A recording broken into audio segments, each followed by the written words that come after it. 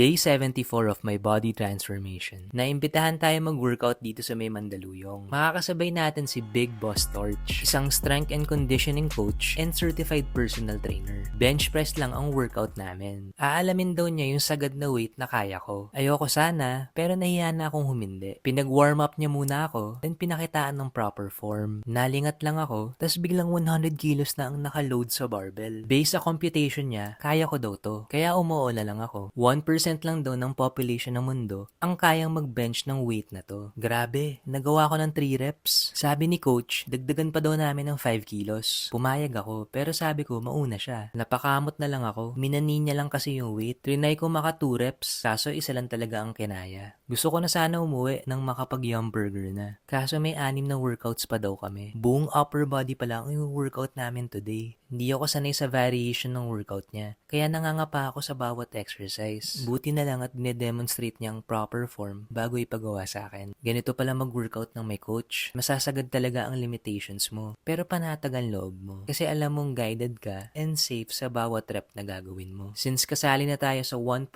ng mundo na kayang mag-bench press ng 100 kilos, kakain tayo ng burger. Yum na muna ngayon, bukas ulit.